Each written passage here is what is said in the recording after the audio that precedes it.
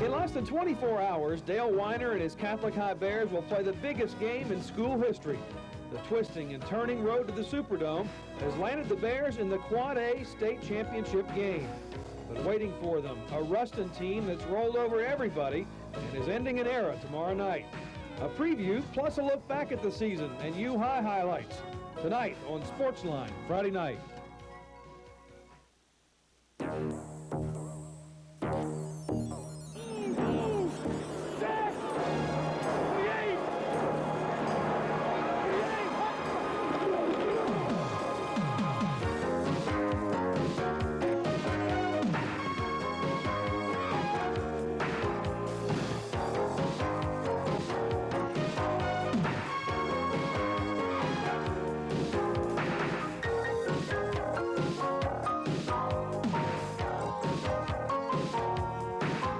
Hello, everybody, and welcome to this year's final edition of Sportsline Friday Night. I'm Andre Mora. Not quite the holiday edition, I don't guess. Not Steve Schneider here with Andre, and of course, as Andre mentioned last night, and not really a lot of action to talk about, but the action we do have, it's the biggest of the year. These are the games that all the teams play for to get to the end of the year, and of course, we're talking about state championship football. Right. 2 games in the Dome tonight, and then 2 tomorrow that are just as big. That's right, and some tears tonight for some Baton Rouge fans as the U-High Cubs went down hoping to knock off Haynesville.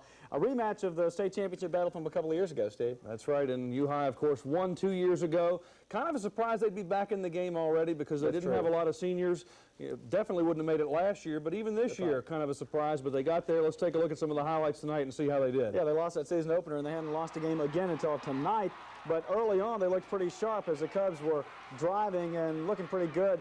Jim Roloff catching the touchdown pass from Broden Dater, and the Cubs went up 7-0 in the first period. That was their 2 quarterbacks. That's right. A little confused about that, but they look pretty good. This is the man of the night, though, Shannon Harris. You see what he did, Steve?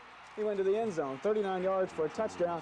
He did this 6 times tonight, gained 227 yards. I wonder if Curly Hallman was looking at him, or Gerald Kimball, or somebody. Curly better have been. Harris again into the end zone. The Cubs could not stop him, and meantime, they couldn't get anything going on the ground again. There's Harris again, fighting into the end zone. And that, of course, made this score, what was that, 21 to 7 at that point. And, of course, U-High would get another score a little bit later on, but by the time they got on the board again, this thing was pretty much over. Take a look at the final score, those 6 touchdowns, the difference, the total score for Haynesville as they beat U-High by a score of 42-20. Still a very good year for the U-High Cubs. Only their second loss, as you mentioned, they lost their first and their last of the year. And let's hear from the U-High coach right now. We were in a position where we couldn't run the ball. We had to try and throw most of the time or trying to get the ball to Tommy. And so you're always at a disadvantage when you're limited as to what you're going to do because you know they know what you're going to do. And that made it tough on us. It really did. It took away our possession-type offense and put us in a catch-up role. And that's always difficult. Of course, what Tommy he talked about was Tommy Walker, and you notice we didn't see a lot of him in the highlights tonight. They must have keyed on him quite a bit. Yeah, they did. Even on kickoff returns, we saw in our 10 o'clock show where they stuffed him on a kickoff return. Willis Deli has been in the championship throne before. He won it a couple of years ago. Haynesville has been trying, though. This is their, I believe, 3rd straight trip, and they had not won one yet, so they finally do get the state championship. They get in there, and of course, Jonesboro Hodge also playing tonight. Hope to have a score later on them. They're going for their 4th straight, unprecedented down. Unbelievable. That's right. Going to be back with more, including a chat with Dale Weiner of the Catholic High Bears, that big task they have tomorrow night. Stay with us.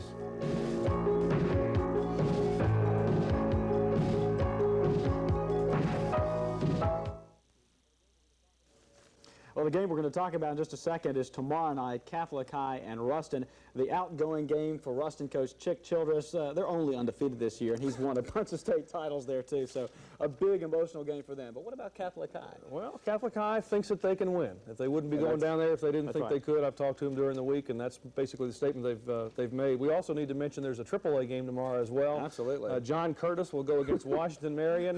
John who? John Curtis. You've heard that name before. A lot of these teams show up back in the Superdome year after year. That, of course, is the AAA game. That'll be the early game. Then Catholic High will play late. And speaking of late, Dale Weiner is at the Superdome tonight, staying late to watch the second game, and he's going to talk to us a little bit. Coach, tell us about Catholic High and their chances tomorrow. Well, we're very excited to be here at the Louisiana Superdome. This is the culmination of an awful lot of hard work on the part of a lot of people, our coaching staff and our players, and of course the school has been so supportive of us the entire season at Catholic High School. We got out here and had a good practice, got acclimated to the field, the conditions, and the Superdome and all the surroundings, and I think our guys are very excited. They had their concentration level up. It was a very good practice for us today, our first time here. Right now, we're about as healthy as we've been since the mid-season mark. A couple of our players are back that have missed the last couple of weeks of the season, and we're counting on them to help us out quite a bit with what we're going to be faced with tomorrow night.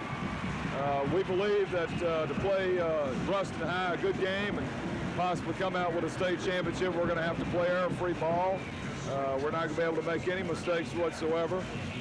We're going to have to be unpredictable offensively, pass and run equal amounts, not let them get into a good feel or flow of the game defensively. And then our defense has got to force them to punt after 3 downs. They're a type of team that can grind it out, sustain long drives. They have good skilled people, and yet they're very big and powerful up front. So they're just an awesome offensive attack. They're number 2 in the nation, ranked number 1 in the state, and we've got our work cut out for us. I've been telling the guys all week that I think the special teams will be very key to us. We cannot have breakdowns on the special teams. As a matter of fact, we're counting on our special teams maybe to get us in good field position, and of course to allow our defense, when they come out, to pin them back, because we don't want our defense to wear out. Our defense has been a strong point for us all year long, and I think the last couple of weeks there have been some offensive drives by the other team, and our defense has risen up and stopped them and given our offense a lot of momentum. So you know, this is a tremendous challenge for Catholic High School. This is one we're very thankful to be here, of course, and we're just hoping for the very best. We don't know what to expect. This is new territory for us, but we think the guys are ready. We think they're focused. We're going to rest tonight and get up, and then when we get here tomorrow night, we're coming after a state championship. Coach Dale Weiner, thanks very much for joining us, and good luck tomorrow. Nice of him to stay up that late and have a chance to visit with us from the Superdome. Absolutely, and going on behind him at the Superdome right now, it's in the 4th quarter, and Buras has a lead over Jonesboro Hodge for the AA state championship. 17-0, Buras leading Jonesboro Hodge. West Feliciana lost to them 16-6 right. late in the game. I think 3rd and 4th quarter, Bill Parkinson thinking maybe he could be in the Superdome today if it hadn't been for that game. Looks like Buras on their way to a state championship. Bill probably watching right now. That's right. That's right. Okay, we've got more to come. When we come back, we're going to take a look at some the Ruston Bearcats that Dale Weiner talked about. Some are college prospects. Talk a little recruiting with some of our football analysts. Yeah, they call Ruston a mini junior college or maybe a mini regular college. We'll see more about them when we come back. All right.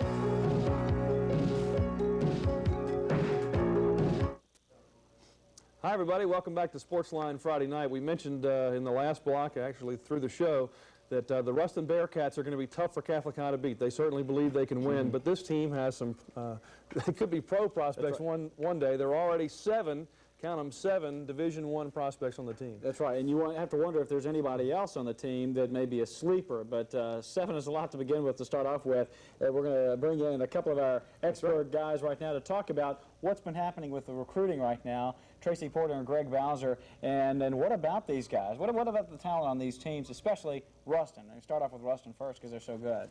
Well, I've talked to several college coaches around the state and high school coaches, Steve, and the thing they've told me is that Ruston is loaded this year with talent. They can beat you many ways, same way as the 49ers in pro football. It's kind of hard to stop them. I hate to say that because Catholic High is a local team, right. But they have 4 guys that names keep popping up from everybody, offensive coordinators on the collegiate ranks around the state, saying that they have a running back by the name of Ramon Malcolm, and this kid's supposed to be a la Eric Dickerson. I think we have some video. Yeah, let's take a look at him. He wears number 29, and not only does he wear the same number as Dickerson, but he looks like him in his running style. This is against Thibodeau High School, and of course they beat an excellent Thibodeau team last week, and it shows his cutback ability. You see, he sees the field real well, cutbacks. some of the same instincts that Eric Dickerson has. They also have some defensive backs, 3 that are supposed to be major college prospects, a couple that we're looking at here. This guy here, name is Rodney Young. This guy is 6'2", 210 pounds, and big-time blue chipper. You see him here making a tackle on against Thibodeau quarterback last week. They also have Green in the secondary, right? Also, Green's a guy that's 6'3", 180. You see great hands right there, intercepting the ball against Thibodeau last week, and a nice little return there. And here you see him on the coverage against Baker High School. And there's big number 88, too. Last number 88 is Bobby Williams. This guy is 6'2", 255. And I think the next play here, you'll see him come up in slow motion and make a nice tackle right here against Thibodeau High School, against that excellent running back. It's not like Thibodeau was without any stars of its own. They've got some talented people also. Thibodeau went undefeated until they played Ruston. And Thibodeau has a guy named Harry, the running back that everybody's talking about, and you saw the defensive tackle on the video just make an excellent hit on him. And, of course, Thibodeau was undefeated when they played Ruston, and Ruston went down there in Thibodeau country and beat them. Greg Bowser, you've been keeping up track. I guess it's kind of hard, but the last week, Curly Hallman kind of trekking all over the state, and has he been out of state? Where's he doing his recruiting? Because he's got to do that quickly. Well, he does have to do it quickly, Steve. One of the things that Curly Hallman has done, he's come into LSU, he's put together a staff.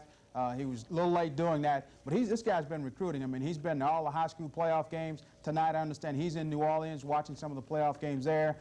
He'll be there all day tomorrow to catch some games tomorrow night, and he'll be in some of the high schools next week. And I think tomorrow, Steve, he's going to spend some time with some of those young kids throughout the city of New Orleans. He's also said that he's had a chance to be in the homes, which is most important, talking to some of these kids and their parents, too. And one thing I got to ask you about the grades. How are the grade point averages and the test scores of some of these guys that LSU needs to get their football program back on shape? Well, for a long time, LSU has had problems recruiting kids because they felt that in Louisiana they had grade problems. This year, the coaches tell me that these kids have some of the best grades that they've had in a long time. A lot of the blue chippers that Tracy mentioned, all have taken ACT scores, and they seem to be very well. The coaches are happy with them, so look for LSU and some of the other colleges to do well in the state of Louisiana, especially with respect to some of the blue chip kids that normally would have to do junior colleges or be Prop 48 kids. These kids are ready to play. They've made the grades. Fellas, finally, real quickly, what made the difference for you? You were ball players, you were recruited to LSU. What made the difference? What was the #1 thing? I think the #1 difference for me is my upbringing, my family upbringing. Both my parents, college educated, have master's degrees, and I had to be a student first before I was an athlete. So you chose the school because of the school? I chose the school because of the school and because I wanted to play home, close to home, and you know, LSU was recruiting me right there in my backyard, so I said, hey, I'll stay home. Greg? Well, for me, I wasn't highly recruited, and LSU is probably one of the biggest schools that recruited me. So, you know, I was happy. My mom was very happy that I stayed home. She got a chance to see me play a lot, and that was important to me, that my family watched me play. And, you know, to go away would have been a joy, maybe to play in California somewhere. Sure. But I didn't have that opportunity, Steve. I stayed here. I guess I was the only one. I asked you to keep it short, and that was an easy way to do it. Worked out, didn't it? We've seen some great plays all year long. I know you have to admit that. And we're going to see some great plays coming up, kind of recapping our entire high school football season. That's right. Thanks to these guys for joining us. When we come back, we'll take a look at some of the best of 1990, our first year with Sportsline Friday night. Be right back.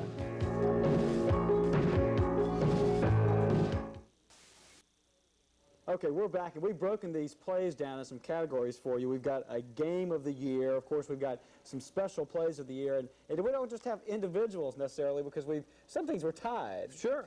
And as far as game of the year, you could have made an argument for a lot of different games, as many games as are played. I remember the Broadmoor game early in the year against Denham Springs, where they won on that late field goal. That could have been one, but when it came down, I think it was unanimous. Yeah, when it came down to the first thing all of us said, the game down in Gonzales this year. It's been the game of the year before, and this time it was Santa Ma and East Ascension with a playoff berth in the offing. Whoever won this game was going to the playoffs. As it turned out, the team that lost was not there. We pick up the action with a 28-21 lead, and Santa Ma hits the big play. Jason Williams, the Trey Reynolds that got it in scoring position, and a touchdown for Neff Villeneuve. It was 28-28 going to the fourth quarter. And then East Ascension came back to the handoff from quarterback Reggie Wheat to Tim Delmore, and Delmore gets it down deep in Santa Ma territory to set up a touchdown, which Delmore gets into the end zone and puts them in front.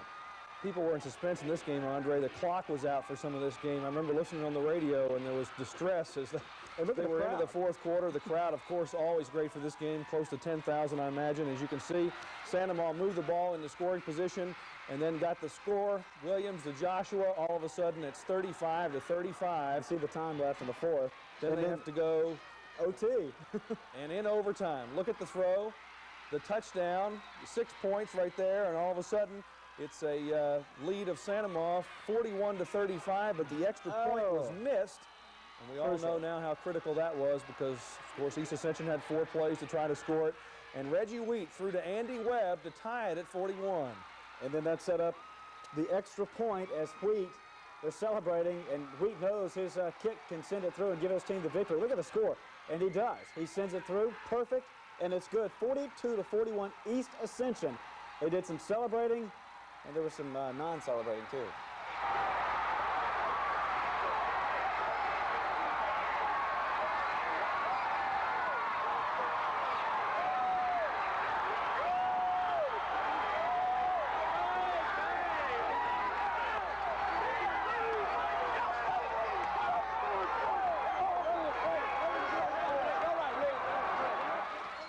The cliche is, it's a shame somebody has to lose. It's worn out, but in that case, it really fits because 2 teams putting that many points on the board and throwing the fans, and then 1 team did lose. Santa Maria didn't even make it to the playoffs after such a great season. Doug Morrow does a great job down there. That's right. Santa Maria, you know, they had lost earlier in the year at home for the first time in a long time, and they had to be shocked. Their fans had to be shocked. They're not used to losses, especially during the regular season. We heard Dale Weiner just a little while ago live from the Superdome mention special teams. Well, when we get to the area of special teams, Dale Weiner's team ended up in a tie for first place. Take a look at the play earlier this year against Glen Oaks. Catholic High in a 4th down situation, and look at this punt. Folks, he didn't kick it. What a punt. Kevin Ainsworth. I don't know how much they practiced this, but it worked to perfection.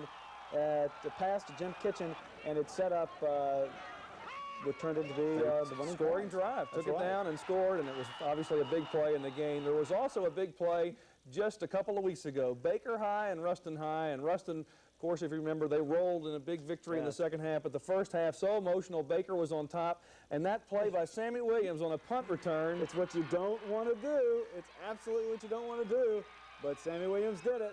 Chick Childress probably was rolling over on the sideline when he saw this. Watch this. His coverage team stands there, Sammy sneaks in. And he doesn't have it stripped away, which is very fortunate, and it winds up in his arms, and he's racing toward the end zone, Steve. 65-yard touchdown on the punt return. Baker had the lead at halftime. As we mentioned, they lost in the second half, but a great special teams play. Incredible. Also want to take a look at the defensive play, and you remember this guy, Tim I Sensley? sure do. Clinton High versus Jackson High. You remember the critical matchup earlier in the year. This is not one of those late season matchups, but number 12, Tim Sensley, came up with several plays in the game, including the interception, a great steal, and then return 80 yards for a touchdown as Sensley almost single-handedly gives Clinton the victory. They were tied at 6-6. That touchdown won the game, and of course such a big rivalry, Clinton against Jackson. That has to be our defensive play of the year. And offensive play, we can go right back to Santa Maria and East Ascension. Now, obviously, it's impossible to pick the play. There are tons of them. But with the pressure on that game and knowing the way the fans treat that game, go back to the East Ascension and Santa Maria game in overtime, down by 6. Reggie Wheat, and can you imagine Frank Webb's nerves? You would think so, huh? The pass and the completion for the touchdown. I should say Andy Webb. Andy Webb with the catch and the touchdown. And as you can see, they ended up celebrating that victory.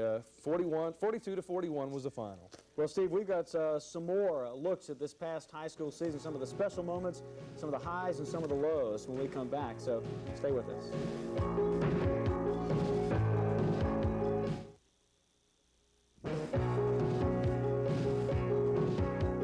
You know, going into this football season, there was a lot of discussion about the demand for a half-hour live Friday night football show for high school football. I mean, you go back to the past couple of years, and we wind up going our 10 o'clock show, making it go into our programming because we had so many highlights to show, we just couldn't get them all on the air. Had a hunch that this thing might do okay, and we've gotten a lot of response from you. Thanks for your accolades. We've certainly had fun bringing it to you, and we have to thank all the high school coaches and athletes. That's really made the difference here in the Baton Rouge area and surrounding areas. They are the people that have made our show go. Yeah, Steve, that's why we're here. I mean, without them, there would be no point for a show like that, and it's been a lot of fun. So tonight, on our final Sportsline Friday night of 1990, we want to thank the athletes and the coaches, thank our crew here for working on the show, and hope to see you next year in 1991 on Sportsline Friday night.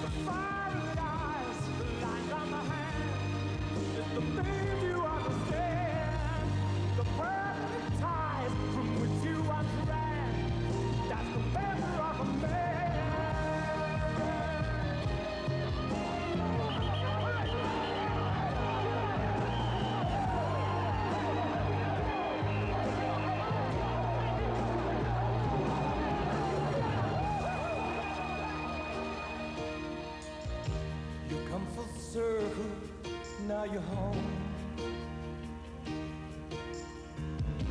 without the gold, without the crown. This is where you've always been. You had to lose so you could win. And rise above your troubles while you can.